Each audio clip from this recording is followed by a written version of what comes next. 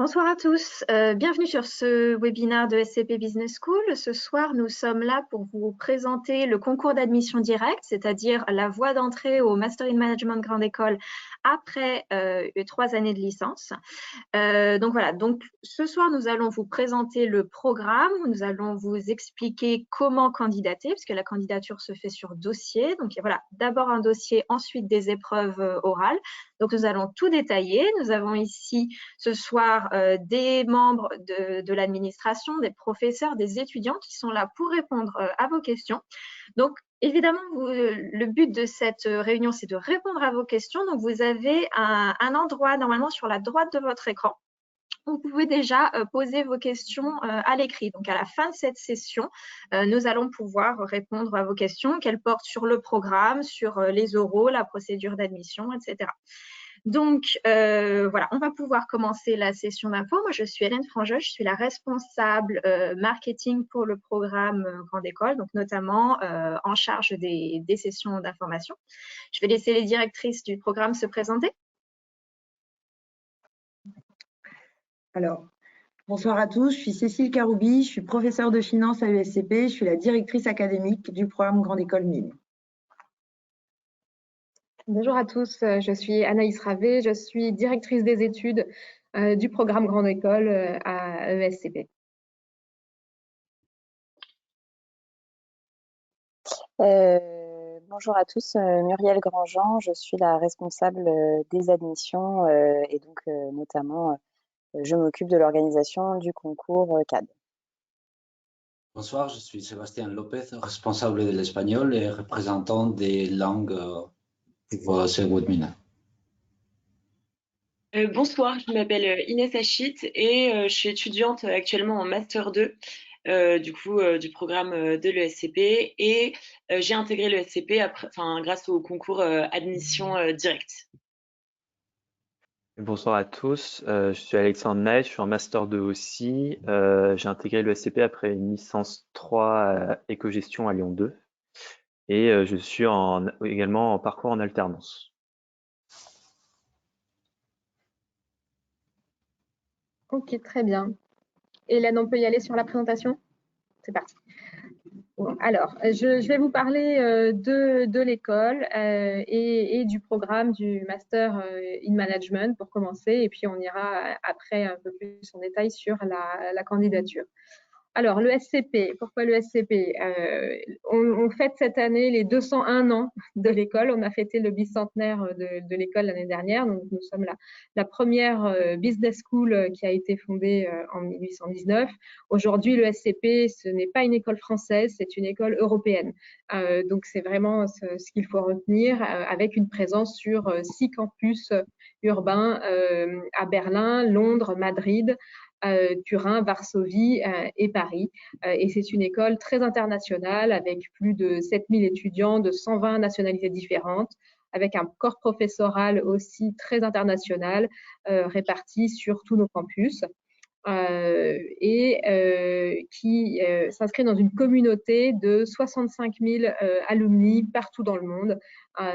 Donc voilà un peu les principaux chiffres que vous pouvez avoir en tête et les principales informations que vous pouvez avoir sur cette école. Ensuite, le Master in Management, le programme historique de l'école, le programme Grande École. Ça représente 3800 étudiants de 70 nationalités différentes. Donc, à l'image de l'école, c'est un programme très international avec plus de 60% d'étudiants non français. C'est un programme dans lequel on cultive aussi la diversité avec 18% de boursiers et pour lequel vous avez une offre très internationale à la fois dans le programme avec les diplômes intrinsèques au programme à ESCP. Vous pouvez avoir jusqu'à 5 diplômes ESCP européens et des partenariats à l'étranger avec des universités en France et à l'étranger avec les meilleures universités dans le monde. Voilà, c'est un programme qui est connu et reconnu depuis de nombreuses années en France et à l'international avec les classements des médias internationaux que vous avez ici, donc The Economist et le Financial Times. Voilà, un programme reconnu et qui continue de se développer. Alors, comment ça se passe? Qu'est-ce qu'on propose dans le Master in Management? Donc, il est composé de 2 années, de 4 semestres que vous pouvez organiser, pour lesquels vous avez vraiment une grande liberté de choix et de customisation. Donc, vous commencez par un premier semestre de cours fondamentaux pendant le M1 que vous pouvez suivre sur l'un de nos campus, donc soit à Paris, mais aussi à Londres, à Madrid, à Berlin, à Turin. Ce sont les mêmes cours sur ces campus européens, les mêmes cours, les mêmes examens, le même programme. Donc, vous avez vraiment un choix sur le lieu d'études à ce moment-là. Et puis, c'est une nouveauté depuis cette année. Nous avons fait une réforme du parcours MIM pour permettre, dès le 2e semestre de M1, de pouvoir vous spécialiser.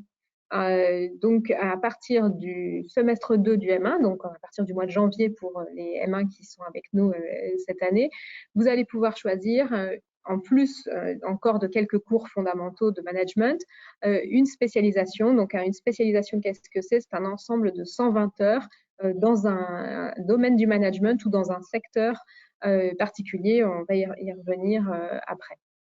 Ensuite, le M2, à partir du M2, là, vous pouvez vraiment choisir la façon dont vous organisez votre programme.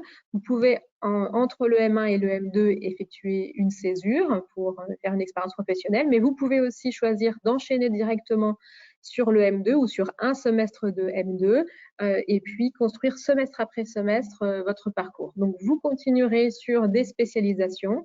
En tout, dans le programme, vous avez la possibilité de faire 3 spécialisations, une en M1 et 2 en M2, ou des électifs donc à la carte.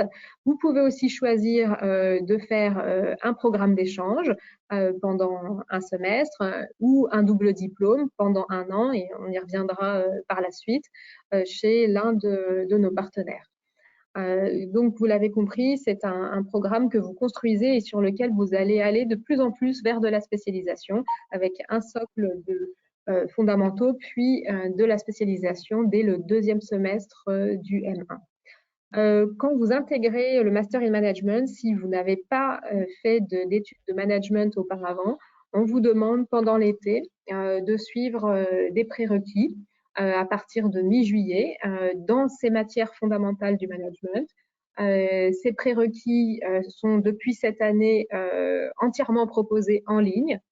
Donc, à partir de mi-juillet jusqu'à début septembre, vous suivez, ça peut être jusqu'à une dizaine de cours de management pour vous préparer à intégrer le M1, puisque vous rejoindrez des étudiants qui auront au minimum une année de cours de management avant eux, puisque, par exemple, les étudiants qui viennent du concours prépa auront passé une année de pré-master, et les étudiants qui rejoignent en admission directe, il y en a parmi eux qui ont un bachelor auparavant en management. Donc, c'est pour que tout le monde soit au même niveau d'entrée au début du M1. Voilà pour le parcours. Alors ensuite, Hélène. Alors, justement, ces spécialisations. Donc, je vous le disais, dès le 2e semestre du M1, et vous avez la possibilité de faire jusqu'à 3 spécialisations dans le programme. Elles sont très diverses. On a jusqu'à 57 spécialisations réparties sur les campus. Elles sont différentes d'un campus à l'autre en fonction de l'expertise des professeurs de chaque campus. Il y en a dans les domaines classiques du management, en finance d'entreprise, en finance de marché, en conseil, en marketing.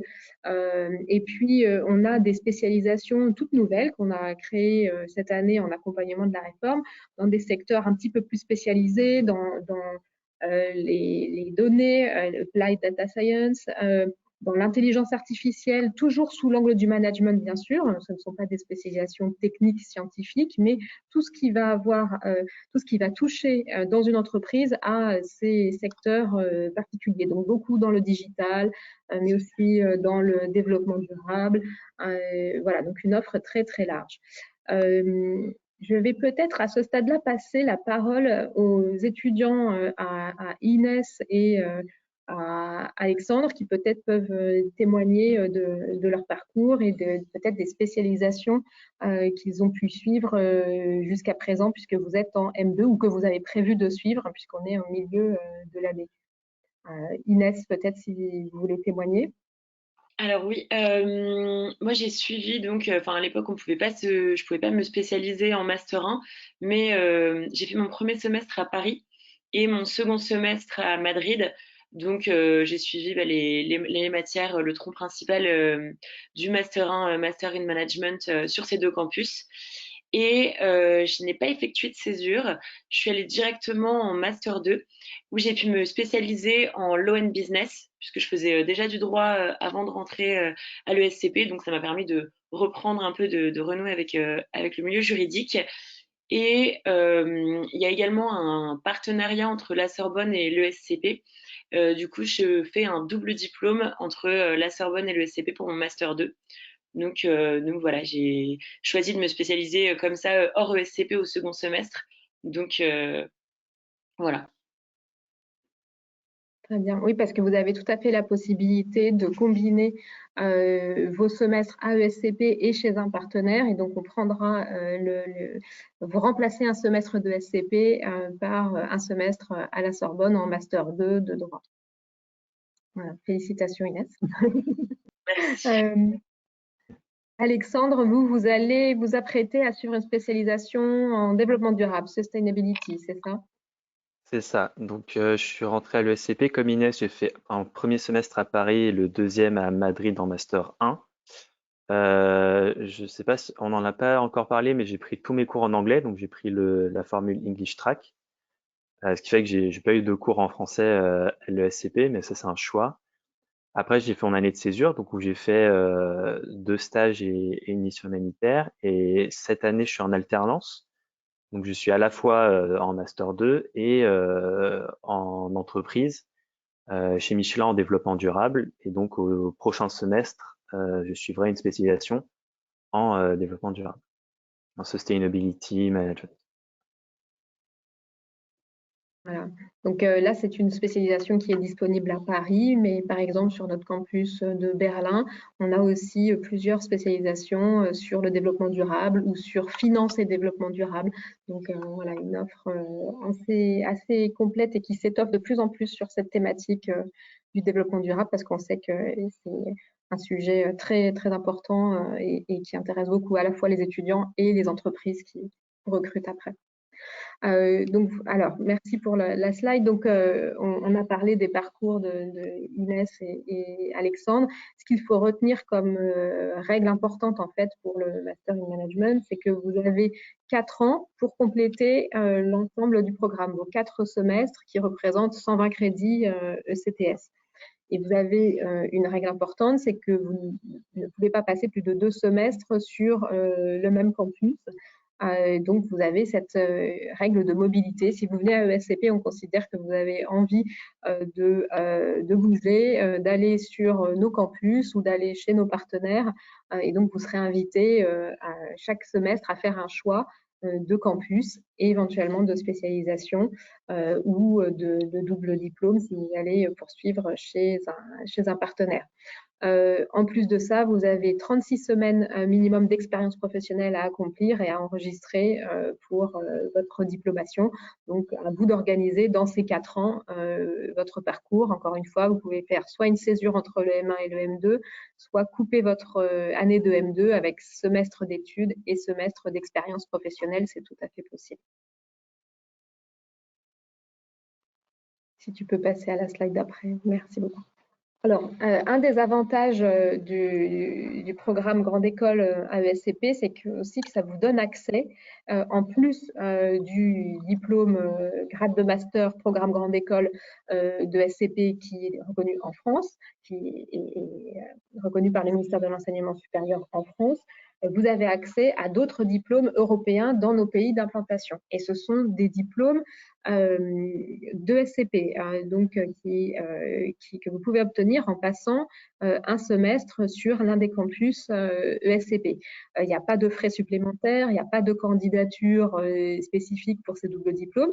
Il y a des règles à respecter de temps passé, de certains choix de cours, de certains choix de programmes d'échange, par exemple, ou de modalités d'apprentissage. Et par exemple, quand vous êtes en apprentissage, justement, vous ne pouvez pas accéder à ces diplômes-là. Mais sinon, pour la plupart des étudiants, c'est une possibilité très facile d'accès. Et donc, vous avez juste à formuler le souhait de vous inscrire à ces diplômes si vous pensez passer un semestre ou 2 semestres sur l'un de nos campus. Donc, vous pouvez obtenir le German Master of Science, le UK European MSc in Management si vous passez à Londres, le Spanish Master in Administration de l'Université Carlos III si vous passez à Madrid. Et si vous allez sur notre campus de Varsovie, vous avez également la possibilité d'obtenir le MSc polonais. Donc ça, c'est un gros avantage et vous pouvez même les cumuler. Si vous passez un semestre à Madrid, un semestre à Berlin, vous pouvez éventuellement cumuler les diplômes européens. Ensuite, avec nos partenaires, vous avez encore des possibilités d'enrichir votre parcours et on est vraiment dans une dynamique d'hybridation des compétences. C'est-à-dire vous allez pouvoir obtenir chez nous des compétences en management, mais on signe des partenariats avec les universités, les écoles les plus reconnues dans leur secteur pour pouvoir avoir des parcours avec double, triple compétences, en plus des spécialisations que vous pouvez choisir dans le programme MIME. Nous avons des partenariats avec des écoles d'ingénieurs, les mines, Paris Tech, l'ENSAE ou le STP, avec Paris-Sorbonne, Inès l'a mentionné tout à l'heure, pour quelqu'un qui a déjà un background en droit, vous pouvez tout à fait poursuivre en droit ou faire la pré-PENA, soit pendant le Master 2, soit après le Master 2. L'Institut français de la mode pour un master en management du luxe, Ferrandi Paris qui est une école vraiment emblématique dans le management hôtelier. Tout récemment, cette année, on a signé avec le CFJ, le Centre de formation des journalistes à Paris. Donc, vous avez la possibilité de faire une année au CFJ et d'obtenir le diplôme du CFJ ou avec Saint-Cyr. Nous avons 2 places pour poursuivre le programme à Saint-Cyr, donc à l'école supérieure militaire.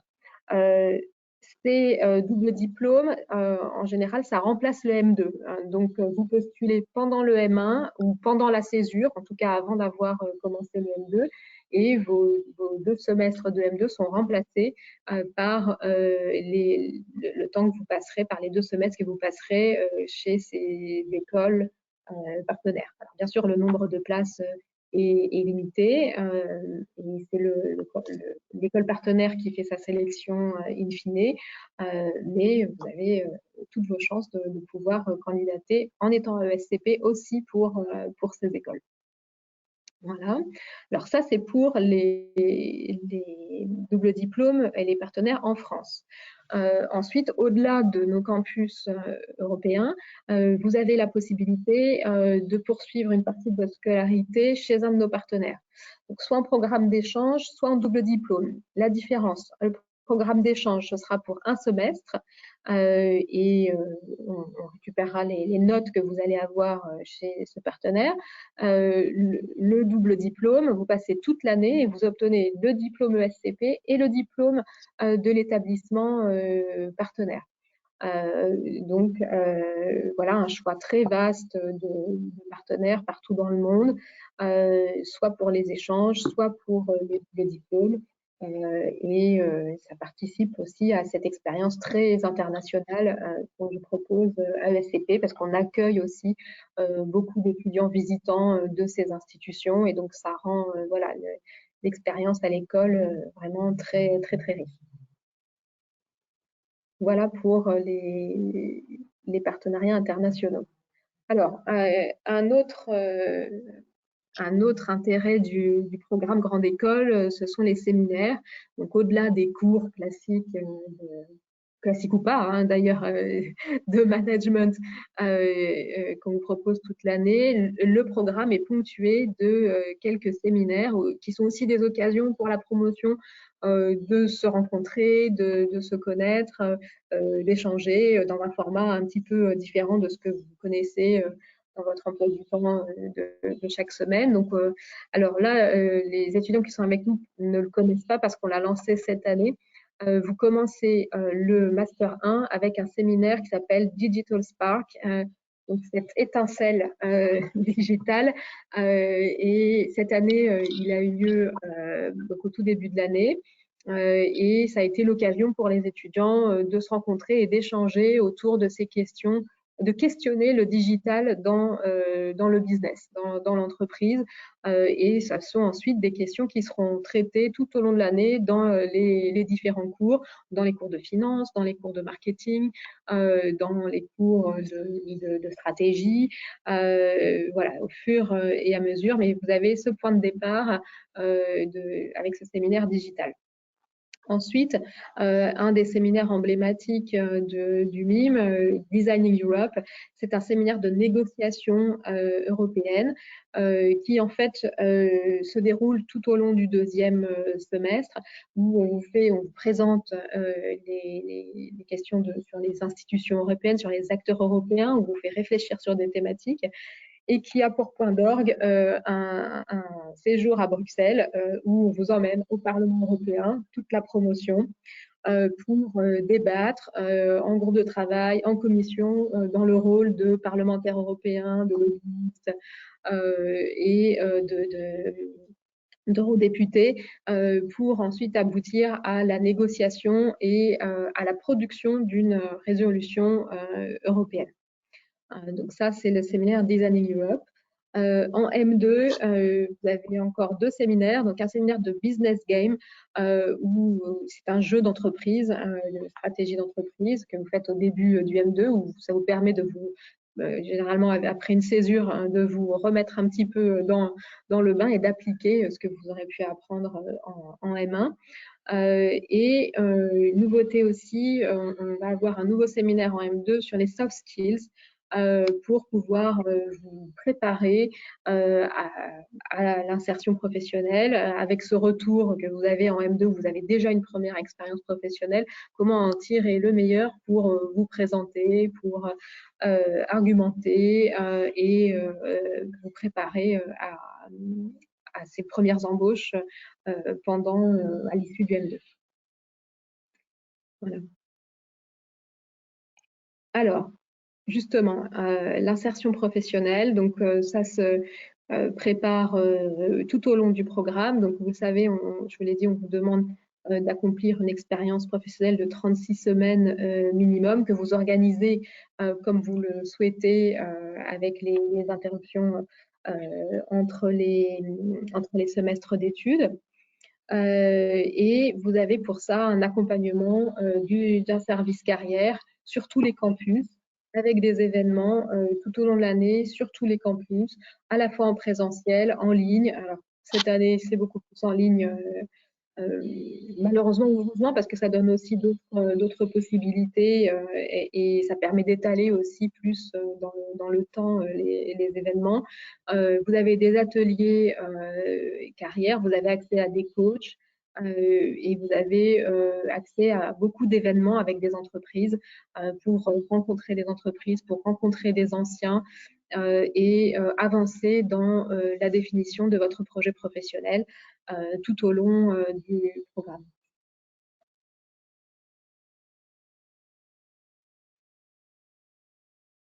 Alors, je vais passer la parole peut-être à Alexandre sur ce sujet-là, parce qu'une des manières d'accomplir son expérience professionnelle, de définir son projet et de s'insérer dans la vie professionnelle, c'est l'apprentissage. Donc, vous avez la possibilité dans le programme Grande École, vous avez différentes modalités en fait de pouvoir suivre le parcours en apprentissage. Quand vous rentrez en admission directe en M1, vous faites nécessairement le premier semestre en parcours classique avec l'ensemble de la promotion, mais à partir du deuxième semestre de M1, vous pouvez rentrer dans la filière apprentissage. Donc là, ce sera le rythme 18 mois, vous ferez 1 an et demi en apprentissage, ou bien vous pouvez rentrer après une césure dans l'apprentissage pour toute l'année de M2. Donc là, c'est ce qu'on appelle la formule 14 mois. Donc, c'est 2 moments où vous pouvez rentrer en apprentissage et du coup, vous êtes dans un rythme différent où vous alternez des périodes entreprise et des périodes à l'école. Donc, Alexandre, je vais peut-être vous laisser témoigner de cette expérience-là, puisque vous êtes dans l'apprentissage 14 mois. C'est ça. Donc effectivement, du coup, j'ai intégré le format 14 mois, tout simplement parce que c'est un rythme hebdomadaire. Et du coup, je trouvais que ça me convenait mieux, enfin le rythme par jour de la semaine. Donc c'est-à-dire que là, en ce moment, je suis 3 jours en entreprise et 2 jours à l'école par semaine. Et aussi parce que j'avais envie de faire une année de césure pour gagner de l'expérience avant mon alternance. Donc la formule 14 mois permettait ça, plus facilement en tout cas. Et donc on a accès à toutes les spé auxquelles on aurait accès même si on avait suivi le parcours initial. Donc j'ai pas eu de soucis par rapport à ça. On n'est pas du tout limité dans nos choix. Après, bien sûr, c'est une organisation déjà en temps, parce que du coup, il faut jongler entre l'entreprise et les heures de cours. Mais là-dessus, en général, les entreprises sont assez flexibles, surtout quand on est à l'ESCP. Voilà, après, sur quoi est-ce que je peux revenir Je pense que c'est... Comment est-ce que tu l'as trouvé, ton entreprise? Alors moi, je l'ai trouvé via la directrice du parcours d'apprentissage, Florence Nguyen, qui relaie souvent des offres d'apprentissage. Donc j'ai postulé, j'ai passé mes entretiens et c'est comme ça que moi j'ai trouvé, sachant qu'en plus je cherchais dans la RSE qui est pas le domaine où il y a le plus d'offres et à l'ESCP on a cette chance justement d'avoir des débouchés assez variés et donc ça a été une vraie chance dans ma recherche. Très bien. Super, bon, ouais, merci beaucoup. Alors c'est vrai que bien sûr, vous pouvez bénéficier d'un accompagnement de l'école pour vous aider à trouver des places. Je mets juste un petit point d'attention sur l'apprentissage parce que le nombre de places est limité. Comme on veut fournir un accompagnement de qualité et que les apprentis sont regroupés pour certains séminaires, certains cours, dans un groupe apprentissage, on ne peut pas voilà, ouvrir les places en apprentissage de manière indéfinie. Donc, voilà, je sais qu'il y a des fois des étudiants qui misent tout là-dessus. C'est une possibilité et dans la mesure du possible, on essaye vraiment d'accompagner les étudiants qui veulent faire l'apprentissage. Maintenant, il y a différents moments pour entrer dans le programme. Vous avez peut-être plus de chance si vous essayez un peu plus tôt. Il faut prendre en compte le fait de faire la césure et puis les contraintes légales d'âge, de nationalité ou de visa, titre de séjour si on est de nationalité hors européenne et la maîtrise du français. Alors, normalement, là, dans le cadre de ce webinaire, c'est plutôt des candidats qui sont francophones, mais je le dis au cas où. Voilà, alors, et à la sortie, voilà, vous le voyez, les étudiants du programme Grande École, pas de souci pour leur insertion professionnelle. La plupart trouvent même des propositions pour un emploi, pour un CDI avant leur diplomation. Salaire annuel moyen de 55 000 euros, voilà, qui est tout à fait intéressant pour les premières embauches. Et puis sur la répartition parce qu'on nous demande souvent qu'est-ce qu'on fait après le programme Grande École. Alors vous le voyez, il y en a beaucoup qui travaillent dans le conseil ou dans la finance. Mais dans le marketing, la communication, mais je dirais qu'aujourd'hui c'est très très varié. Le programme Grande École à la fois parce que il vous donne les fondamentaux du management, il vous donne des méthodes de travail, il vous donne un savoir-être et un savoir-faire professionnel et ses possibilités de spécialisation. Ça vous laisse vraiment des possibilités infinies de vous épanouir et de trouver le secteur professionnel qui vous correspond. Ça peut être aussi l'entrepreneuriat, on n'en a pas parlé, mais dans les spécialisations, vous avez des spécialisations en entrepreneuriat qui sont très populaires parmi les étudiants. Il y en a sur tous les campus. On a aussi des programmes d'accompagnement des étudiants entrepreneurs à côté du programme Grande École. Donc, on a des étudiants qui aussi se lancent et créent leurs entreprises et qui sont accompagnés par l'école dans ce projet-là aussi. Alors, on va maintenant passer sur le dossier de candidature. Alors, je m'excuse, le voisin a décidé de percer dans son mur juste au moment où je dois parler. Donc, pour les épreuves 2021, la date de limite pour postuler, c'est le 4 mars. Je vois qu'il y a déjà eu des questions là-dessus. C'est la date limite pour finaliser sa candidature, ce qui veut dire que votre score de Taj-Maj et d'anglais ou GMAT doivent être déposés le 4 mars en même temps que la candidature. On l'a précisé sur le site internet, sur le dossier de candidature, il n'y a pas de délai possible. Votre dossier doit être finalisé à cette date. Pour information, j'ai contacté la FNEJ qui organise le Taj-Maj. La dernière session possible sera donc le 18 février, si vous souhaitez avoir les résultats à temps. Il faut compter à peu près 2 semaines pour obtenir les résultats. Donc, en passant le 18 février, elle m'a assuré que les résultats seraient obtenus à ce moment-là. À la fin du mois d'avril, vous recevrez les résultats d'admissibilité, c'est-à-dire de savoir si votre dossier est retenu ou non pour un entretien.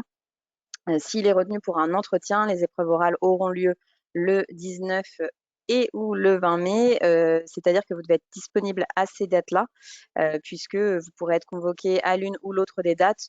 Sur les deux, c'est très rare, mais vous avez quand même 2 épreuves à passer, donc si besoin, on se réserve le droit de pouvoir le faire. Donc voilà, vous ne pourrez pas choisir votre date, donc pensez bien à noter ça. J'ai déjà vu quelques questions. En temps normal, les épreuves se font en présentiel. Donc voilà, puisque c'est important que vous soyez sur le campus, notamment parce qu'il y a de la préparation en épreuve de langue. Sébastien vous en parlera après.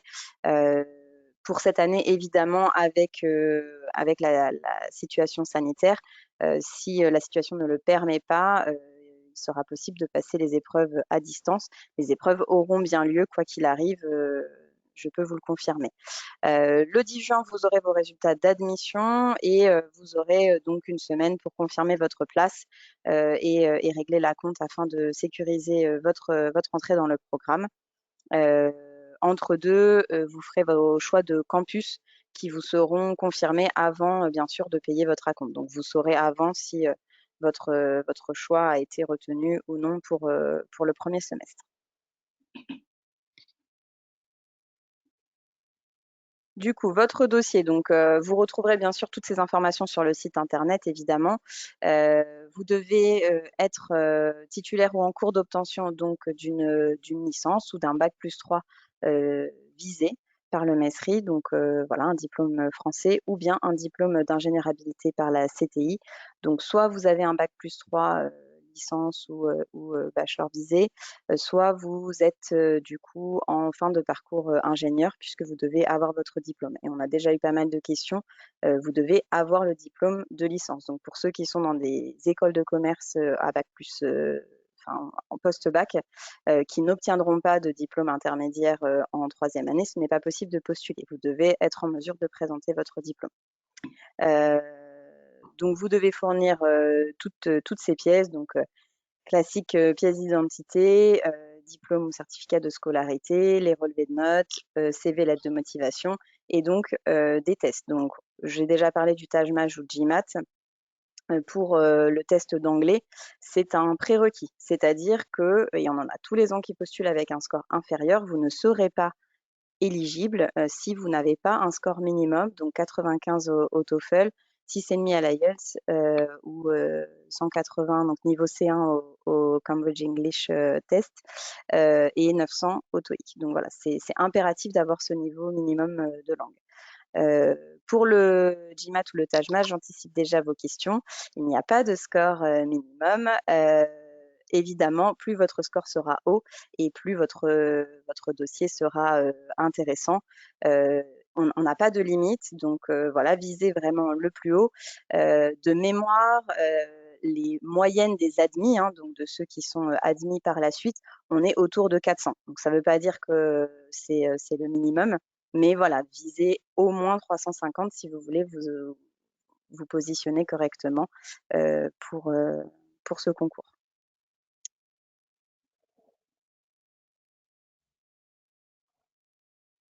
C'est bon, tu peux passer, Hélène. C'est bon, c'est bon. Ah, je vais donc passer la parole à Cécile. Alors effectivement, la première sélection se fait sur votre dossier. Le dossier, c'est l'ensemble des éléments, vos résultats de test, votre CV, votre score d'anglais, les notes que vous avez obtenues dans vos études antérieures. On regarde absolument tout. Si je devais détailler ce qu'on regarde en particulier, l'excellence académique, hein, on l'a dit, mais on va le redire. On va regarder si vous êtes bien classé dans la promotion d'où vous sortez. On va regarder vos notes. Alors, bien évidemment, en fonction de l'université où vous êtes, on a un peu l'habitude. On sait que certaines universités notent très sévèrement, donc on ne regarde pas les notes en valeur absolue, mais en relatif. Donc, on va regarder les notes, on va regarder l'université ou l'institution dans laquelle vous avez fait vos études antérieures. Et puis, ce qu'on appelle la qualité du CV, c'est est-ce que vous avez déjà eu une expérience à l'international, parce que ça a été dit longuement par Madame Ravet, mais pour bien vivre sa scolarité à USCP, il ne faut pas avoir peur de bouger. Si vous voulez faire toute votre scolarité à Paris, ce n'est pas possible en fait. Donc, ce qu'on va regarder dans votre CV, c'est ce que vous êtes déjà parti en programme d'échange ou est-ce que vous avez fait un stage à l'étranger. Ça va nous permettre de nous rendre compte si vous êtes capable de sortir de votre zone de confort, si vous êtes à l'aise dans un milieu international, parce que ça ne parle pas français sur les campus de l'USCP, quel que soit le campus. Donc, l'idée, hein, derrière ce premier tri, cette première sélection, la question qu'on se pose in fine, c'est est-ce que vous serez heureux à USCP? Et elle a l'air un peu naïve, cette question, mais elle n'est pas du tout. On a malheureusement des étudiants qui viennent chez nous, pas pour les bonnes raisons, qui nous disent « Ah bah c'est super, vous êtes en plein Paris, je vais pouvoir pendant 2 ans profiter de la culture parisienne. » Et non, en fait, on ne reste pas les 2 années à Paris. Donc, en fait, on se rend compte très vite hein, si le candidat il va s'épanouir pleinement chez nous ou pas. Donc, on va regarder le CV en détail. Les expériences professionnelles, est-ce que vous avez déjà fait des stages? Où est-ce que vous avez fait vos stages? La longueur des stages. Et puis, on va regarder, on va avoir un élément très, très important en tête. Ça va être la cohérence de votre parcours académique. Alors, je sais que ce n'est pas le cas de toutes les écoles. Nous, ça a quand même été dit, hein, même si vous êtes en cours d'obtention de votre L3, vous êtes totalement éligible à ce concours CAD. D'accord? Donc, on n'a pas de critères. On veut au moins des étudiants en M1 ou en M2. Pas du tout. Nous, ce qu'on va regarder, c'est la cohérence. Qu'est-ce qu'on appelle la cohérence? C'est finalement qu'est-ce que l'école, qu'est-ce que le programme va apporter à la continuité de vos études. Si vous avez déjà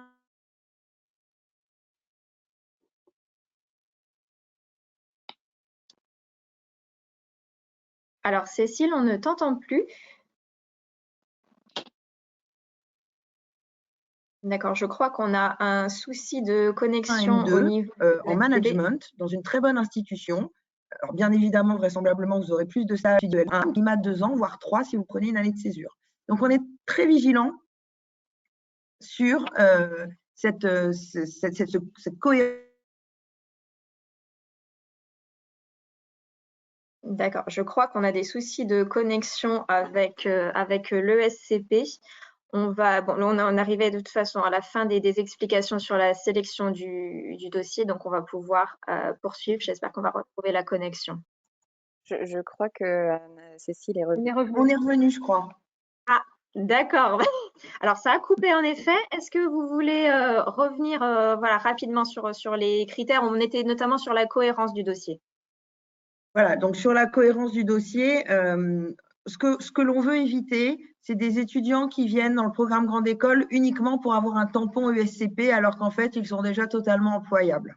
Donc ça, très clairement, je ne vais pas dire qu'on va donner la priorité à des étudiants en fin de L3 par rapport à des étudiants en fin de M2, puisqu'on a des backgrounds extrêmement variés, et ça, c'est un point, je trouve, très important. Il ne faut pas avoir fait des études de management pour candidater au programme Grande École, au MIM. Au contraire, j'ai envie de dire, on est capable de recruter des étudiants qui ont une licence en histoire de l'art, en géographie, on a des docteurs en pharmacie, on a des ingénieurs, on a des étudiants qui ont fait des licences de psychologie, de sociologie. Peu importe le background, c'est-à-dire peu importe la matière que vous avez étudiée pendant 3 ans, nous, on veut recruter les meilleurs étudiants, ceux qui ont vraiment envie de venir à l'ESCP, compléter leur formation. Voilà, ça, c'est un élément très important. Comme ça a été dit précédemment, on remet tout le monde à niveau. C'est-à-dire, même si vous n'avez jamais fait de management avant de candidater chez nous, on vous donnera les cours nécessaires pour que vous soyez parfaitement à l'aise quand vous commencerez vos cours de M1. Très bien, on va pouvoir passer aux épreuves orales. Alors d'abord, l'entretien de personnalité.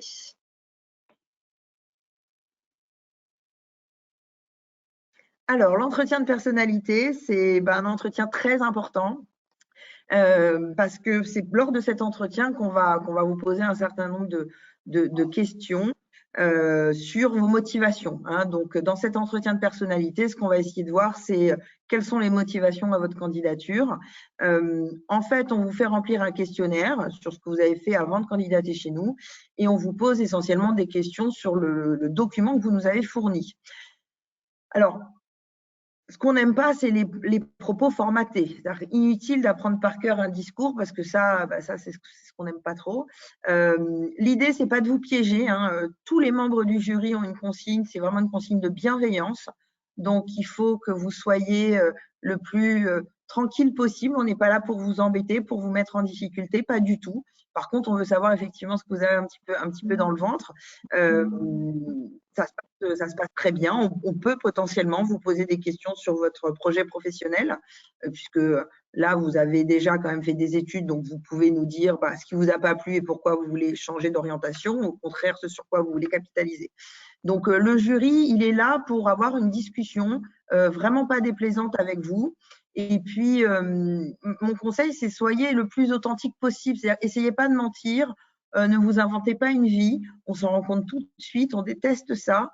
Voilà, naturel pour discuter avec 2 ou 3 personnes qui ont envie d'en savoir un peu plus avec vous. Et le petit conseil, souvent nos candidats, ils sont un petit peu étonnés de la teneur de ces entretiens parce que ça se passe bien. Voilà, tout le monde a le sourire. Et quand on discute un petit peu avec des candidats à la sortie de cette épreuve de personnalité, ils sont toujours un petit peu… Ils trouvent ça suspect, en fait, que ça soit si bien passé. Alors non, on n'a pas fait semblant. Hein, si ça s'est bien passé, c'est qu'on était tous les membres du jury étaient vraiment très contents de la teneur des échanges. Donc, c'est quelque chose de totalement normal et très discriminant. Hein. Ça, par contre, l'entretien de personnalité, c'est effectivement très, très, très discriminant. Ce qu'on va chercher à tester, c'est votre curiosité, dans le bon sens du terme, votre envie d'apprendre, parce qu'on n'est pas là juste pour qu'il y ait un nouveau nom sur votre CV. Hein, est-ce que vous avez envie d'apprendre des choses en venant chez nous? Et puis, votre ouverture d'esprit, c'est-à-dire est-ce que vous vous sentez capable de travailler avec des étudiants qui viennent d'horizons complètement différents aux vôtres? Donc voilà, j'ai envie de dire implicitement ce qu'on va chercher à tester dans cette épreuve de personnalité. D'accord. Donc, en plus de l'entretien de personnalité, il y a un entretien de LV2. Alors, je vais peut-être laisser la parole à Sébastien. Oui, voilà, bonjour. Donc, pour les possibilités de langue, vous pouvez les voir. Il y a une préparation de 15 minutes avec une durée de l'épreuve de 15 minutes également. Donc, pendant la préparation, on vous soumet un texte, normalement issu de la presse, un texte récent, qui finalement sert comme prétexte pour évaluer votre niveau de compréhension et puis ensuite pour évaluer votre niveau de communication. Donc, comme pour l'épreuve de personnalité, on attend de vous que vous soyez naturel dans votre communication en langue étrangère. Donc, c'est relativement simple. Après, par rapport aux réactions que le jury puisse avoir face à vous, sachez qu'on demande au jury de garder la plus grande neutralité. Donc, le premier conseil à vous donner, c'est ne tirez pas des fausses conclusions en fonction des fausses réactions du jury parce que vous ne verrez pas. Donc, lors de cette épreuve, on procède à l'établissement de 2 notes. Une première note qui est classificatoire, donc pour savoir quelle est la position que vous allez occuper parmi la totalité des candidats. Et puis une deuxième note qui est une note pour établir quel est votre véritable niveau de langue. Cela nous permet, une fois que vous aurez intégré l'école, de savoir quel est le niveau que vous avez dans la langue étrangère que vous avez présenté, de façon à ce que vous soyez dans des groupes le plus homogènes possible une fois arrivé à l'école. Donc, en gros, je pense que c'est tout. Donc, un article de presse récent que vous aurez à présenter suite à laquelle il y aura une série de questions prononcées par le jury, donc qui donne la possibilité d'avoir un échange, comme je vous ai dit, si possible, le plus naturel possible. Voilà. Très bien. D'accord, donc on arrive à la fin de la présentation. Vous avez maintenant la possibilité de poser des questions. Alors, il y a déjà beaucoup de questions qui sont posées en ligne. On va pouvoir y répondre. Une seconde. Donc, et si vous avez plus tard des questions qui vous viennent à l'esprit auxquelles vous n'avez pas pensé maintenant, vous pouvez les envoyer par email à mimfrance@escp.eu. Je tiens à préciser que vous recevrez tous le replay de cette session d'info d'ici environ 48 heures. Donc, vous pourrez à nouveau visionner toutes les parties de la session d'info et toute la partie questions-réponses. Alors, on avait des questions sur les oraux avec la situation actuelle, le Covid. Donc, on a dit, on part du principe que si on peut, on les fait en présentiel. Voilà. Est-ce que, on se dit, il est possible de les faire en ligne si jamais la situation l'exige. Par contre, on est bien d'accord que ce sera soit l'un, soit l'autre. On ne pourra pas faire des exceptions. Voilà. Non, ça ne sera pas au choix. Voilà, on n'a pas du tout, hein, parce qu'on a. Alors, c'est un point très important. Merci Hélène. C'est un point très important. Nous, on a une obligation envers nos candidats, c'est l'égalité de traitement. Et donc, on est bien conscient que passer un entretien en ligne ou passer un entretien en présentiel, on ne capte pas du tout la même chose du candidat. Donc, ça ne sera certainement pas au choix. Ce n'est pas le candidat qui dira moi, je préfère le passer en ligne ou en présentiel. En fonction de la situation, si on peut le faire en présentiel comme on a l'habitude de le faire, on le fera en présentiel pour tous les candidats admissibles. Et si on ne peut pas parce que la situation sanitaire ne le permet pas, alors ça sera en ligne pour tout le monde. Et ça ne sera pas du tout au choix parce qu'on a vraiment cette obligation d'égalité de traitement ou sinon ça serait vraiment injuste d'un candidat à l'autre. Voilà. Et on précise, puisqu'on a eu la question, si c'est en présentiel, c'est sur le campus de Paris. Ça ne peut pas être sur un autre campus. Non, c'est uniquement sur le campus de Paris. D'accord, exactement. Alors, on a pas mal de questions sur l'alternance, donc l'apprentissage, sur notamment la capacité à étudier à l'étranger si on fait le processus d'apprentissage. Donc, est-ce qu'on peut expliquer la différence si on fait le cursus 14 et 18 mois? Comment ça se passe pour l'étranger? Alors, pour le cursus 14 mois, donc qui a lieu pendant le M2, vous devez être à Paris. Donc, idéalement, pour être éligible aux 14 mois, il faut avoir fait au moins un semestre d'études en dehors du campus Paris. C'était le cas d'Alexandre, puisqu'il était à Madrid. Et idéalement, pendant la césure, avoir fait un stage ou deux à l'étranger également. Donc, ça, c'est pour le 14 mois. J'ai envie de dire, c'est le cas le plus simple. Alors, ce qui n'est pas possible, c'est de faire tout son M1 à Paris pour ensuite candidater aux 14 mois qui implique de rester tout son M2 à Paris également. Ça, ce n'est pas possible. Voilà. Par contre, sur le 18 mois, quand vous intégrez l'apprentissage 18 mois, donc vous faites votre premier semestre du M1 sur l'un des campus et quand vous intégrez l'apprentissage, donc en janvier, qui va durer 18 mois, vous avez une période bloquée, enfin 2 périodes bloquées à l'international, une première sur notre campus de Madrid et une seconde qui peut être soit un campus, soit un programme d'échange en M2. Donc, en fait, dans la négociation avec l'entreprise avec laquelle l'étudiant va signer un contrat d'apprentissage, toutes ces périodes sont prévues en amont. C'est-à-dire que l'entreprise va accepter de libérer l'étudiant pour qu'il aille en programme d'échange à l'autre bout du monde. Ça peut être le Japon, ça peut être l'Amérique latine, mais tout ça est prévu en amont avec l'entreprise. Alors, j'assiste un peu lourdement, ça a été dit, mais je vais le répéter. Les places en apprentissage sont limitées. C'est-à-dire qu'il ne suffit pas de vouloir intégrer le cursus en apprentissage pour l'obtenir. On a des règles assez strictes pour accéder à cette demande. Voilà. Alors, en plus, il y a une réforme de l'apprentissage en ce moment, pas une réforme au sein de l'ESCP, mais une réforme au niveau de l'État. Donc, on ne sait pas trop où on va. C'est pas parce que vous avez trouvé une entreprise et un contrat que l'école vous autorisera à y aller. Typiquement, si vous trouvez un contrat en apprentissage dans une entreprise où il y a 2 salariés, l'école vous dira non. D'accord? Nous, on veut pas se débarrasser des étudiants. Quand on accepte qu'ils aillent en apprentissage dans une entreprise, on veut être certain qu'ils seront coachés, qu'ils seront suivis, qu'il y aura vraiment une organisation pour aider l'étudiant en apprentissage à s'intégrer correctement dans l'entreprise. Donc, je comprends qu'il y ait beaucoup de questions sur l'apprentissage et on en voit quand même pas mal d'étudiants. En arrivant, vous voyez pas mal d'étudiants dans la filière apprentissage. C'est pas parce qu'elle existe que tous les étudiants qui souhaitent la rejoindre arrivent à la rejoindre. Donc, il faut être très, très clair sur ce point-là, d'autant plus qu'on n'a pas de visibilité à cause de cette réforme sur l'apprentissage au niveau de l'État. Alors, il y a des questions complémentaires. Il y a une question d'un point de détail sur la slide sur l'apprentissage. On parlait de la nationalité des étudiants. On disait qu'en général, il fallait avoir une nationalité européenne. Ou voilà, comment ça se passe concrètement pour les extra-européens? Qu'est-ce qu'il faut comme papier en fait? C'est plutôt voilà, visa de travail ou comment ça se passe? Exactement, il faut avoir déjà un titre de séjour et il faut avoir déjà eu une… Ah, alors on a à nouveau un souci de connexion. Une première autorisation, un premier visa de 1 an minimum en France. Donc, sinon, candidater à l'apprentissage. Il faut d'abord avoir eu une autorisation de séjour de 1 an pour ensuite candidater.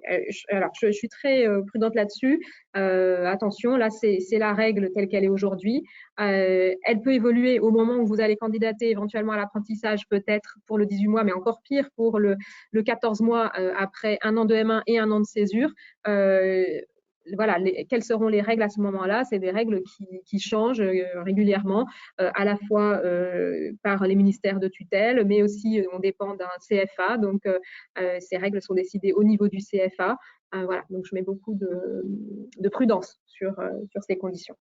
D'accord. Et dernier point sur l'apprentissage, est-ce qu'on peut repréciser comment ça se passe au niveau des frais de scolarité? Quelqu'un qui ferait l'apprentissage 18 mois, est-ce qu'il paye entièrement son premier semestre de frais de scolarité? Oui, tout à fait. Un étudiant qui fait l'apprentissage 18 mois paye le premier semestre et le deuxième semestre est financé indirectement par l'entreprise. Donc, il payera un semestre sur les 4 semestres. Quelqu'un qui fait l'apprentissage 14 mois paye la première année, le M1, et ne paiera pas le M2 puisque tout son M2 sera financé par l'apprentissage. Si jamais un étudiant ça peut arriver, des étudiants qui commencent l'apprentissage et qui ressortent de l'apprentissage parce qu'ils ne trouvent pas de contrat, parce qu'il y a un problème ou qu'ils souhaitent rejoindre le parcours classique.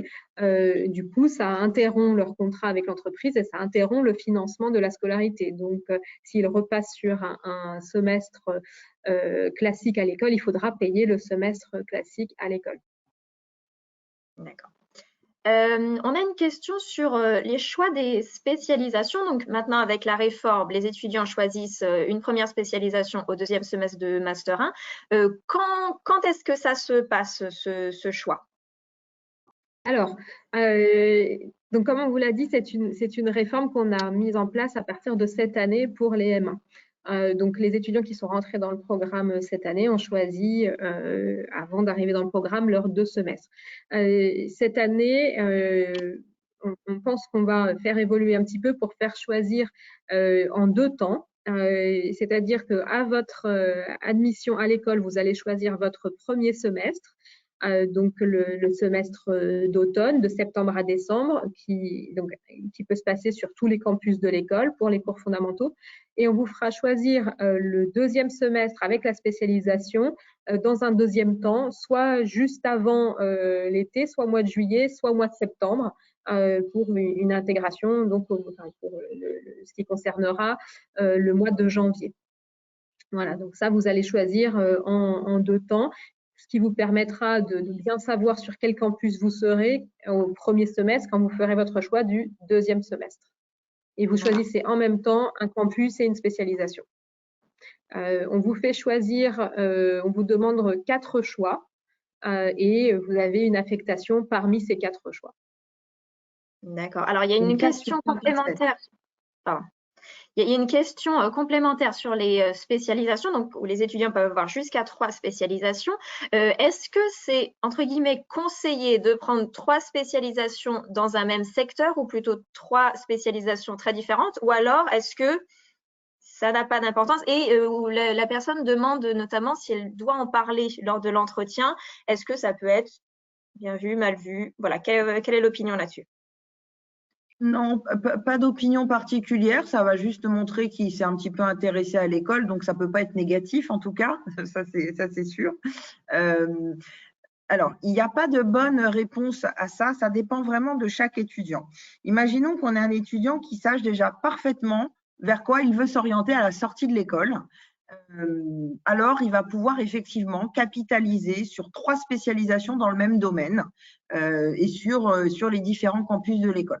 Donc, imaginons qu'on ait un étudiant, je vais parler du secteur que je connais le mieux, qui est sûr de vouloir travailler en finance. Il va pouvoir faire une spécialisation en finance durable à Berlin, au S2 de son M1. Et puis ensuite, il pourrait enchaîner avec une spécialisation finance d'entreprise et enfin une spécialisation finance de marché. Donc, il aurait 3 fois 120 heures de cours de finance différents entre le M1 et le M2. Pareil en marketing, pareil en développement durable, pareil presque en entrepreneuriat. Enfin voilà, on a quand même pas mal de choses, pas mal de choix sur chaque campus. À l'inverse, un étudiant qui ne sait pas trop ce qu'il veut faire, il va choisir en fonction de ses centres d'intérêt une première spécialisation au S2 du M1 parce qu'il pense vouloir faire un premier stage de césure dans un domaine en particulier, imaginons marketing digital. Donc, il fait sa spécialisation en marketing digital, il fait un premier stage en marketing digital pendant sa première partie de césure, il se rend compte que ça ne lui plaît pas. C'est pas grave, c'est pas grave du tout puisqu'il a encore 2 spécialisations. Il va donc pouvoir changer d'avis et tester plusieurs choses.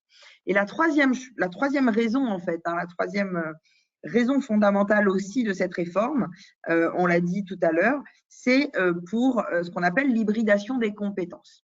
On s'est rendu compte que les entreprises aimaient beaucoup les étudiants qui avaient à minima une double compétence. Une double compétence, ça va être, comme le fait Inès, law and business. Ça peut être du droit et de la finance. Ça peut être du développement durable et de la finance. Ça peut être du développement durable et du marketing digital, etc., etc. Donc, les étudiants vont pouvoir vraiment construire un parcours à la carte, puisqu'aujourd'hui, on n'a pas 2 étudiants qui ont strictement le même parcours, en fonction soit de leurs envies, s'ils savent déjà ce qu'ils veulent faire, soit au contraire, ils vont pouvoir changer d'avis. Mais en tout cas, ils vont pouvoir, s'ils le souhaitent, vraiment bénéficier de ces doubles compétences qui sont très, très recherchées sur le marché de l'emploi. Exactement. Alors, on a des questions sur les langues dans lesquelles se font les cours sur nos différents campus. Par exemple, voilà, Paris. Donc, alors Alexandre avait mentionné l'English Track, mais donc il y a aussi des cours en français. Comment ça se passe aussi sur les autres campus? Par exemple, voilà, Berlin, est-ce que c'est en allemand? Madrid, alors, il n'y a pas besoin de parler italien. Il n'y a pas besoin de parler italien pour suivre des cours à Turin. Il n'y a pas besoin de parler allemand pour suivre des cours à Berlin. Et il n'y a pas besoin de parler espagnol pour suivre des cours à Madrid. Dit autrement, les cours sont dispensés en anglais sur tous les campus. Et après, on a des petites spécificités par campus. Donc, sur le campus de Paris, les cours peuvent être suivis en français ou en anglais. À Turin, uniquement en anglais. À Madrid, en anglais ou en espagnol. Et à Berlin, on a une spécialisation qui est en allemand, mais sinon les cours sont en anglais. Voilà. Là-dessus.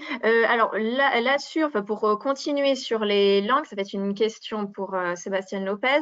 Quel niveau notamment de LV2 vous conseillez pour être à l'aise? Alors déjà pour entrer à l'ESCP, mais même après pour être à l'aise en cours. Pour être à l'aise en cours, en fait, comme j'ai dit tout à l'heure, le concours nous permet d'établir déjà, avant même l'intégration de l'école, de connaître quel est le niveau du candidat ou de la candidate. Donc, une fois qu'ils seront dans l'école, par rapport à ce niveau qui a été établi préalablement, ils seront classés dans le niveau le plus homogène possible. Donc, cela veut dire que quel qu'elle soit le niveau de langue, ils seront placés avec des collègues qui auront à peu près le même niveau. Ensuite, pour l'intégration, évidemment, plus le niveau est élevé, plus on aura une meilleure note. Donc, du coup, plus on aura des chances d'intégrer l'école. Mais par rapport aux différents niveaux, enfin, il y aura des niveaux pour tout le monde. D'accord. Alors, on a plusieurs questions sur les doubles diplômes, à la fois les doubles diplômes français et les doubles diplômes à l'étranger. Il y a notamment des doubles diplômes avec les écoles d'ingénieurs, pour savoir comment ça se passe si on vient par exemple d'une licence qui n'est pas particulièrement scientifique, par exemple sciences de gestion. Comment ça va se passer si on est intéressé par un double diplôme avec une école d'ingénieur? Alors, je vais être très transparente sur les attendus pour intégrer les écoles d'ingénieurs en double diplôme. Si vous n'avez pas un background scientifique, si vous n'avez pas une licence de maths ou équivalent, quelque chose d'un peu scientifique, ça va être compliqué parce que ça reste une sélection. Les attendus, notamment pour les mines et pour l'ENSAE, sont que vous devez compenser de ne pas suivre la première année de l'école d'ingénieur. Donc, il faut avoir un niveau au moins en mathématiques assez élevé, voire, donc ça c'est pour l'ENSAE, voire pour les mines, un niveau aussi en physique. Donc là, voilà, il faut avoir un background scientifique. Après, ça, c'est si vous intégrez le double diplôme. Je ne l'ai pas mentionné, mais en M2, vous avez aussi la possibilité de postuler pour des spécialisations à Centrale Supélec. Donc là, du coup, le background scientifique est moins primordial et vous avez d'autres possibilités de rejoindre sur des spécialisations qui sont moins scientifiques, techniques, à Centrale Supélec, et vous avez la possibilité de postuler à nouveau à ce moment-là. Vous n'obtiendrez pas le double diplôme, mais vous pouvez aller faire un semestre à Centrale Supélec. Donc, ça peut être une autre manière de rejoindre une école d'ingénieur ou de faire un parcours avec une double coloration. D'accord. Et alors, pour rester sur les doubles diplômes, mais cette fois les doubles diplômes à l'étranger, est-ce que chaque double diplôme fait la même chose, en fait, juste dans des pays différents, ou alors est-ce que les doubles diplômes sont dans des secteurs, disons? Alors, ça dépend tout à fait des partenaires. Donc, bien sûr, on a des partenaires écoles de management où le parcours va être vraiment dans la continuité de ce que vous pouvez faire à ESCP. Il y a des partenaires avec des spécialisations en management assez précises. Donc, vous pouvez aller faire une spécialisation, par exemple, en ressources humaines à Cornell, qui est très demandée. Mais voilà, c'est un parcours assez spécifique. Et puis, on commence à signer aussi des partenariats dans d'autres domaines que le management. Donc, on vient de signer cette année avec le Sotheby's Institute à New York, où là, c'est un domaine dans lequel nous, on n'a absolument pas de compétences, qui est le management dans le domaine de l'art, la vente, le commerce de marché de l'art.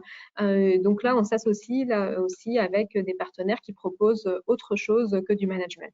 Et puis, quand vous allez même dans un cadre d'un double diplôme ou d'un programme d'échange dans une business school, vous avez la possibilité de prendre, on vous demande de prendre la majorité de cours de management, parce que souvent on a des accords avec les écoles de management au sein de l'université, mais s'il y a un cours qui vous intéresse dans une autre faculté et que le partenaire vous autorise à le prendre en cinéma, en culture, en art, en sciences politiques, et que ça vous permet d'avoir une ouverture sur autre chose, vous pouvez aussi tout à fait bénéficier de l'expertise de nos partenaires dans d'autres secteurs.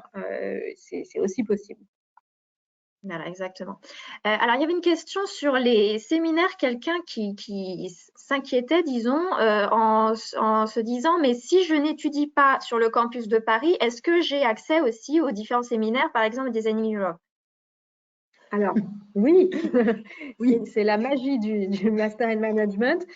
c'est le même programme qui est délivré sur l'ensemble des campus. Donc, ce qui va changer, ça va être la spécialisation, les électifs, mais par exemple, pendant votre M1, ce sont les mêmes cours fondamentaux et alors les séminaires sont proposés à tous les étudiants du MIM, du Master in Management. Et justement, c'est ce qui est sympa aussi, c'est que le séminaire à Bruxelles, Design in Europe, il est fait par tous les étudiants de M1. Donc, on emmène la promotion d'à peu près 1000 étudiants à Bruxelles. Donc, c'est un grand moment. Voilà, pour nous à organiser, mais on passe un bon moment avec les 1000 étudiants du MIM. Donc, tout à fait, ça fait partie intégrante, c'est tout curriculum, ça fait partie intégrante du programme. Voilà, oui, il faut bien comprendre qu'en dehors des spécialisations qui peuvent être spécifiques aux différents campus, il n'y a pas de choses qui sont organisées à Paris qui ne sont pas ailleurs. Paris n'offre pas des avantages que les autres campus ne vont pas offrir, quoi. Donc, c'est pour ça qu'il faut choisir le campus en fonction de là où on veut vivre et des spécialisations qu'on va suivre. Exactement. Alors, il y a des questions sur à la fois, enfin voilà, plus l'admission de manière générale, donc ça va être plus éventuellement pour Muriel. Est-ce qu'on peut parler du taux de sélectivité, donc à peu près en général, combien de dossiers on reçoit, combien vont passer l'oral et combien vont être admis à la fin? Cécile, tu veux que je réponde? Oui, tu leur annonces la mauvaise nouvelle. Alors, en fait, l'idée, c'est de garder un taux de sélectivité à peu près équivalent à la prépa. Après le concours prépa, le taux de sélectivité est d'environ 7%, si je ne dis pas de bêtises. Voilà, là, vous avez un tout petit peu de pourcentage de plus, mais globalement, pour vous donner une idée, l'année dernière, on avait un peu plus de 600 dossiers et on a attribué 50 places. Cette année, on a augmenté un tout petit peu le nombre de places, donc il y aura 80 places d'offertes. Mais voilà, comme l'a dit Cécile Caroubi tout à l'heure, la sélectivité est forte et surtout, les directrices recherchent les meilleurs profils pour venir compléter notre école qui est extrêmement internationale. Et pour compléter la réponse, ça dépend des années, hein, mais on a entre 120 et 150 candidats admissibles, donc ils vont passer les oraux. Voilà. Alors, je vois une question, il y a eu une incompréhension au niveau des pièces à fournir. On nous demande si on organise des sessions de TOEIC à distance. Nous n'organisons pas ni de sessions de tests d'anglais, ni de sessions de tests de logique. Ça, c'est à vous de les passer de votre côté avec les instituts responsables. Donc, c'est à vous, voilà, de les contacter pour avoir une date de passage. Alors, j'ai vu plus loin qu'il y a une question sur le GMAT en ligne. Alors, avec cette année, avec les annulations de tests en présentiel, est-ce qu'il y a des tests en ligne qui sont acceptés? Oui, le GMAT avait proposé effectivement de faire un test en ligne. Il a été accepté par les programmes, donc pas de souci. J'ai vu aussi une question sur le GRE qui est effectivement accepté. On n'en parle pas parce qu'il est moins passé par les candidats, mais il est accepté et ils organisent des sessions en ligne aussi. Comme j'ai vu plusieurs fois la question, je répète, dernière date pour pouvoir passer le TAJMAJ, c'est le 18 février. Voilà. Alors, il y a il faut qu'on reprécise les dates des oraux. Nous avons parlé du 19 et 20 mai, donc en général, soit une date, soit l'autre, mais il faut que vous soyez présents. Alors, il y a une demoiselle qui précise qu'elle est en partiel la semaine-là. À ma connaissance, les dates sont fixées, on ne peut pas les bouger. Non, c'est une grosse organisation. Il faut comprendre que voilà, les tests se font, encore une fois, hors Covid. C'est en présentiel obligatoirement, même pour les candidats qui sont à l'étranger. Il faut venir, comme l'a dit Cécile Caroubi, on a besoin d'avoir une équité entre les candidats. Donc, tout se passe au même moment sur ces 2 jours. Donc, il n'est pas possible de décaler les dates pour quelque raison que ce soit. Voilà. Et alors, au niveau des pièces du dossier, je vois des candidats qui se demandent s'il est plus valorisé de passer un test d'anglais plutôt qu'un autre ou un test de logique plutôt qu'un autre. Non, nous, on vous donne les tests que nous acceptons. Vous n'allez pas être favorisé si vous passez le GMAT plutôt que le TAJMAJ, par exemple. Donc voilà, vous passez le test sur lequel vous vous êtes entraîné, par exemple, voilà, là où vous pensez avoir la meilleure note. Est-ce que les candidats peuvent fournir des lettres de recommandation dans leur dossier ou pas?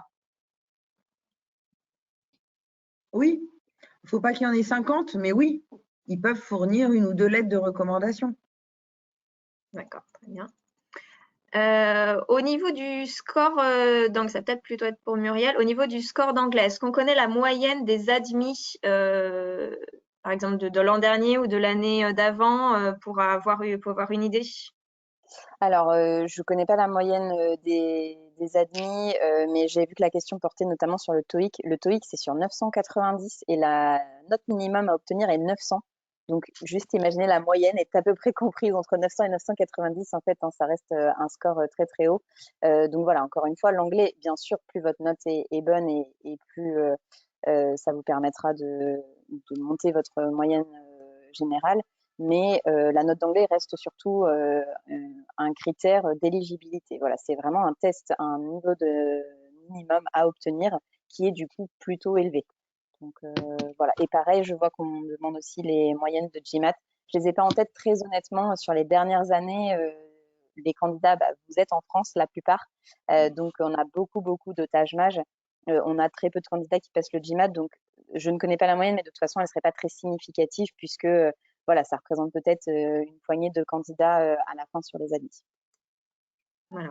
Alors, pareil, il y a une incompréhension qu'on veut éclaircir ici. Quelqu'un qui demande pour rentrer directement en M2, ça, ce n'est pas possible. C'est quelque chose qu'on veut bien clarifier. Si vous passez ce concours d'admission direct, que vous soyez en M3, M1, M2, vous rentrez en M1 à l'ESCP. Voilà, pour le programme Grande École, vous rentrez obligatoirement dans cette année-là. Donc, vous avez de toute façon 2 années d'études, plus éventuellement des semestres de césure si vous le souhaitez.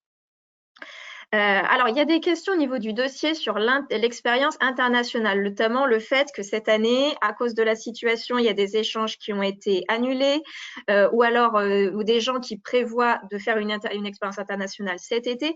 Est-ce que ça, voilà, comment on va le prendre en compte dans les dossiers, en fait? On le prendra en compte forcément, et bien j'ai envie de dire, ça touche tout le monde en fait.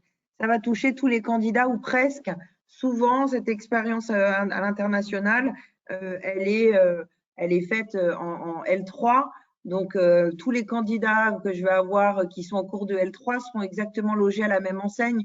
Donc, bien sûr, on est au courant, bien sûr, on va le prendre en compte, mais en fait, ça va s'équilibrer, ça va se neutraliser. Donc, c'est juste, cette année, je m'attends à avoir moins de candidats qui ont effectivement une expérience à l'international à travers leurs études antérieures. Enfin, faut pas que ça les inquiète, les candidats.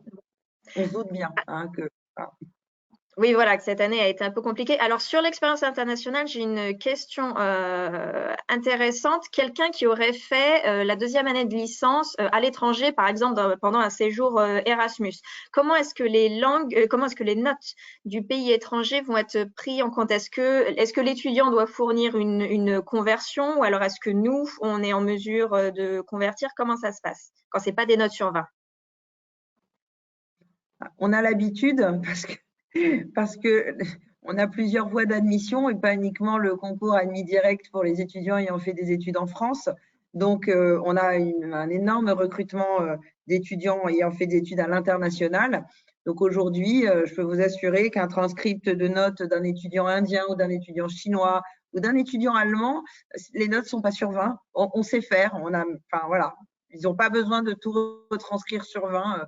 On sait analyser des notes de pays étrangers. Voilà, c'est pas à eux de le faire, quoi. Alors, il y a une question sur les langues étrangères pendant la scolarité. Donc, ça va être pour Sébastien Lopez. Est-ce qu'il est possible pour les étudiants qui entrent en Master 1 de faire une LV3 à l'école? C'est peut-être une question pour Cécile plutôt. Je passe la balle. En fait, il faudrait voir les cas. Et, il y a des programmes à l'école où effectivement il y a une LV3, donc il faudrait voir les cas. Mais après, enfin, ce qu'il faut savoir, c'est qu'au niveau de l'apprentissage de langue, on a plusieurs instruments également pour ceux qui voudraient soit continuer une autre langue, soit s'améliorer. Enfin, on a le lectorat, on a plusieurs instruments qui peut servir comme un appui secondaire si jamais il n'y a pas la possibilité d'avoir un cours de type LV3 ou un cours supplémentaire à la langue qui a été présentée pour le concours. Ça dépend beaucoup de la langue. Typiquement, sur des cours de chinois, on a la possibilité effectivement d'offrir des cours de LV3 chinois niveau débutant. Ça pose pas de problème. Donc, ça dépend vraiment de la langue qui est demandée, puis du nombre d'étudiants qui demandent une LV3, alors qu'a priori, c'est pas prévu dans la maquette. Ce qui signifie que même si on arrivait à le fournir, et je prendrai l'exemple du chinois, ça ne validerait pas des crédits ECTS puisque la maquette n'intègre pas de LV3. Donc, il faut être très clair. Un étudiant qui nous demanderait de faire chinois en LV3 et qu'on accède à sa demande, même s'il est exceptionnel, vu que dans la maquette du programme qui est quand même déposée au ministère de l'Enseignement supérieur et de la Recherche, on n'a pas de crédit ECTS pour une LV3, je ne pourrais pas reconnaître la note qu'il aurait dans une LV3. Et donc, en fonction de la langue et puis du nombre d'étudiants intéressés, c'est organisable.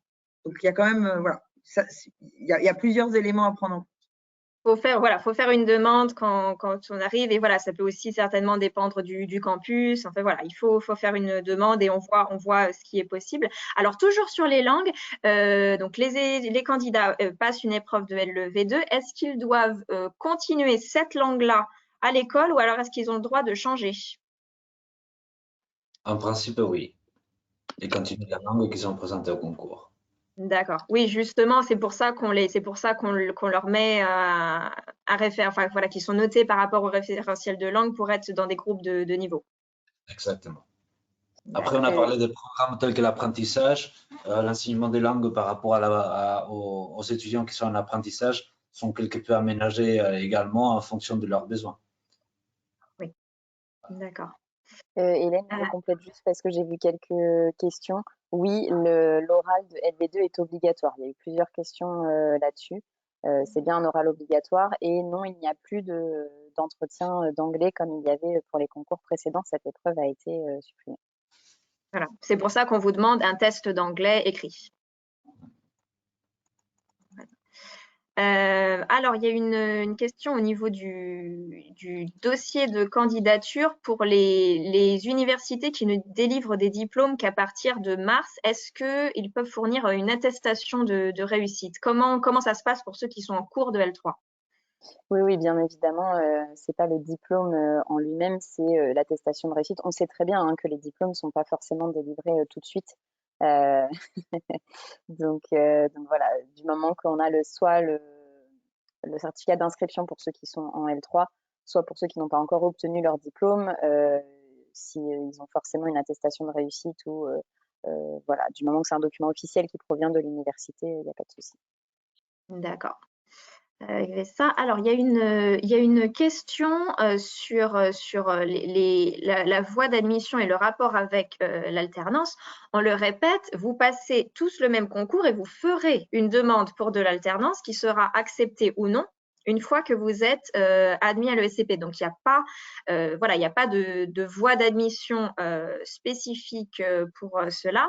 Donc, voilà, quelqu'un qui précise qu'elle a déjà une entreprise, ce n'est pas une garantie pour que vous soyez accepté en alternance. Il faudra déjà être admis à ESCP par le cursus normal et ensuite vous candidaterez pour pouvoir faire l'alternance soit sur 18, soit sur 14 mois. Alors, il y a encore une question sur les épreuves de LV2 à l'admission. Donc, on avait cité les langues habituelles qui sont possibles.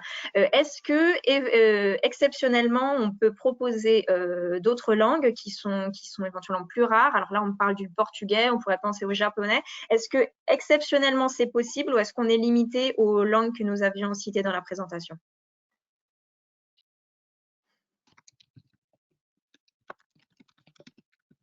Ça sera à voir avec le département des langues. Oui. Non, en fait, les soucis qui se posent par rapport à ça, par rapport aux langues qui sont proposées, c'est pour la continuité également. Donc, il y a l'allemand, l'arabe, le chinois, l'italien, le russe. Ce sont des langues qu'on enseigne déjà à l'école. Donc, la question qui se pose, c'est par rapport à la continuité. Donc, s'il s'agit d'une langue qui n'est pas enseignée à l'école, je ne sais pas dans quelle mesure elle est présentable au concours. Par contre, après, ça sera difficilement, on pourra difficilement continuer dans l'enseignement. D'accord. Et alors là, on a le cas qui peut arriver en effet d'étudiants qui ont fait une licence en France, mais pour qui le français est une deuxième langue. Quelqu'un qui aurait par exemple l'anglais en langue maternelle. Est-ce que dans ce cas-là, l'entretien de personnalité pourrait se faire en anglais et la LV2 serait alors le français? Moi qui dois répondre. A priori, l'entretien est prévu pour être en français. Je parle sous le contrôle aussi des directrices. C'est ce qu'on a l'habitude de faire jusqu'à présent. Je ne crois pas qu'il y ait eu des entretiens en anglais. Donc, disons que si, enfin, il y aura des questions en anglais pendant l'entretien peut-être, mais a priori, l'entretien est prévu pour être en français. Je ne sais pas ce que les directrices en pensent. Et on a...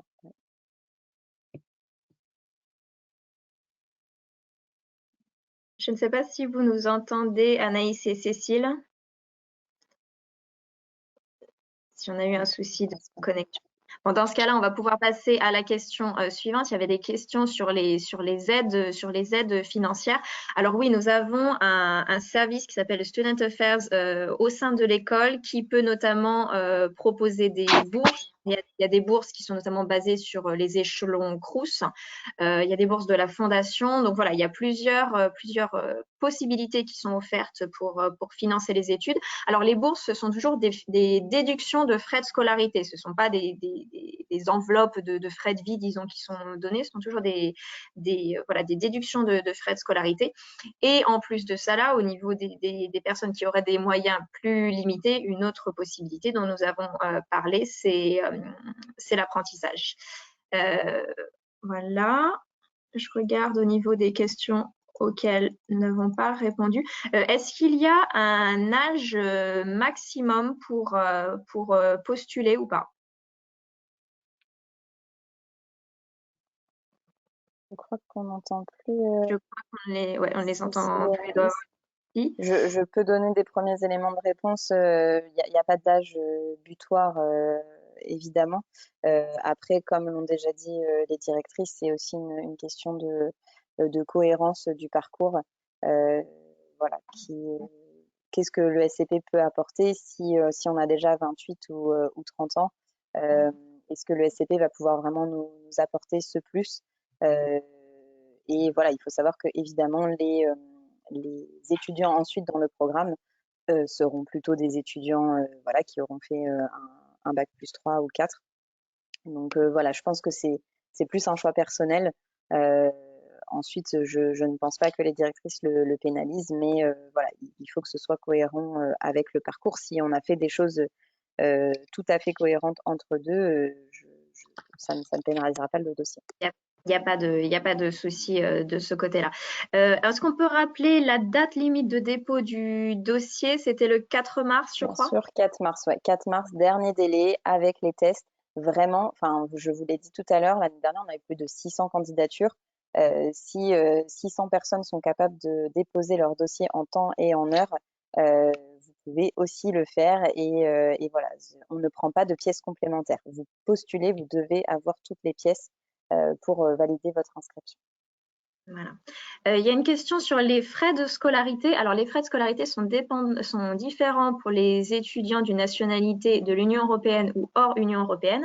Donc, pour les Européens, c'est 18 250 par an, c'est-à-dire fois 2 ans. Et pour les non-européens, 21 850 fois 2 ans.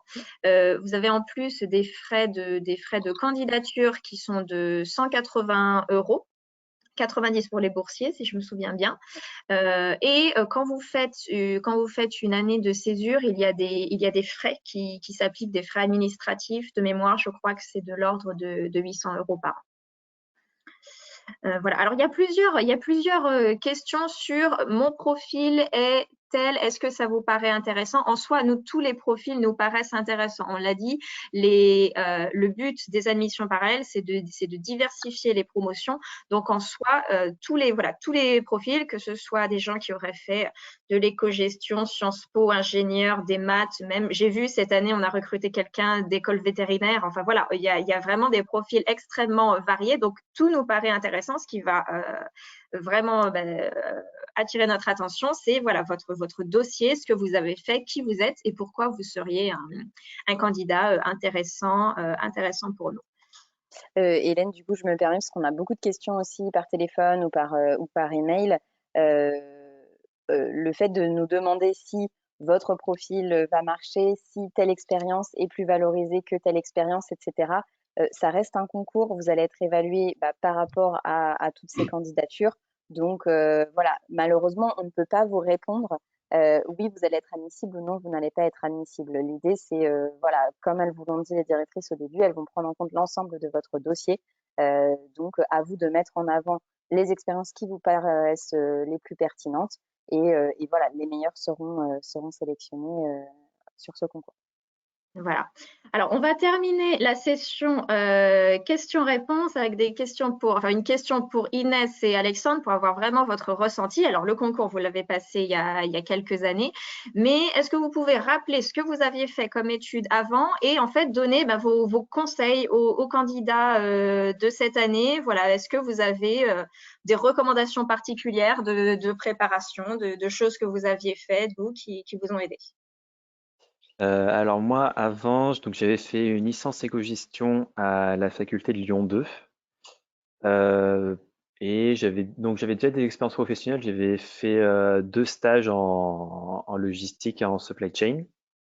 Et donc du coup, moi, mon projet professionnel au moment des euros, c'était plutôt sur la logistique et la supply chain. Et du coup, une des choses qui a joué en ma faveur, je pense, au moment des euros, c'est justement et, euh, et Madame Karoubi le précisait avant, c'est la cohérence dans le parcours. Et c'est le fait que j'avais déjà quelques expériences dans un domaine et que mon projet professionnel s'orientait vers ça. Et que le SCP, donc je m'étais renseigné sur les cours, les spécialisations, pouvait m'aider dans mon projet professionnel. Donc c'est vraiment la cohérence entre le candidat, le projet professionnel et pourquoi le SCP est un bon moyen d'y arriver.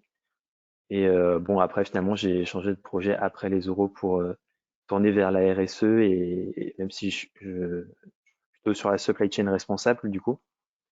Mais voilà, c'est normal que notre projet professionnel s'affine au fil du temps. Et du coup, dans mon cas, avant d'intégrer le SCP, j'ai effectué une bilicence droit français, droit anglais, droit américain et un master 1 en droit des affaires. Au moment de mon entretien, et c'est toujours le cas actuellement, je voulais être avocate et plutôt en droit des affaires, en restructuring. Donc, le SCP me permettait d'étudier tout le côté finance, management, etc., que j'avais pas jusque-là avec. J'avais toute la partie juridique qui m'intéressait, mais voilà, ça m'a apporté vraiment une très bonne plus-value à ce niveau-là pour voir ce secteur-là de manière différente. Et ouais, comme l'a dit Alexandre, je pense qu'effectivement, la cohérence du parcours, donc comment ce que j'avais fait jusqu'ici m'amenait là et allait me permettre, enfin comment l'ESCP va me permettre, je pense, de travailler dans le domaine qui m'intéresse, c'est le plus important.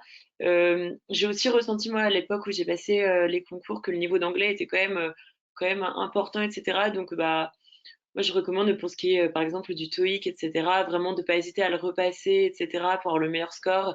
Et le TAJMAJ aussi, de le passer plusieurs fois, parce que, par exemple, entre la première fois où je l'ai passé et la seconde fois, il y avait 70 points d'écart, et je pense que ça peut faire facilement la différence. Donc voilà, je pense qu'il faut y aller avec détermination et pas hésiter à repasser ces tests, parce qu'on a l'opportunité de les passer plusieurs fois. Voilà. Tout en faisant attention évidemment aux dates de passage qu'on a déjà mentionnées, parce que là, les concours vont bientôt arriver. Ok, très bien. Bon, je pense qu'on ne va pas récupérer la connexion avec le SCP, avec Cécile Karoubi et Anaïs Ravet, mais on arrive de toute façon à la fin de ce webinaire. Donc, je tiens à remercier tous les participants qui ont assisté à cette session d'info. On espère avoir été à peu près exhaustif. Voilà, on a couvert énormément de thèmes, on a répondu à beaucoup de questions. Donc, merci à tous. Donc, je rappelle que vous recevrez le replay de cette session d'info d'ici à peu près 48 heures. Donc, vous pourrez à nouveau tout visionner. Vous avez l'adresse de contact du service admission qui est mimfrance@escp.eu si vous avez des questions qui vous viennent plus tard. Et bien sûr, je tiens à remercier tous les intervenants, donc voilà, qu'il s'agit des professeurs, des membres de l'administration et bien sûr des étudiants qui ont pu partager leur expérience ce soir et répondre aux nombreuses questions des participants. Donc, merci beaucoup d'avoir accepté de témoigner. Hélène, juste l'adresse n'est pas la bonne. L'adresse des admissions est donc mimparis@escp.eu. D'accord, donc c'est très Comme bien c'était de indiqué l'avoir. sur la présentation, donc voilà, c'est très facile. MIM pour Master in Management Paris, tout attaché @escp.eu. Si vous avez des questions sur la candidature, n'hésitez pas. Une fois que vous aurez commencé la candidature, il y a une autre adresse que vous pourrez obtenir sur la candidature. Et info qu'on n'a pas donnée, mais la candidature est ouverte. Vous pouvez donc postuler dès maintenant. Très bien, ok. Eh bien, merci à tous et je vous souhaite une excellente soirée. Merci Hélène. Merci. Bonne soirée. Merci, bonne soirée. Merci à tous.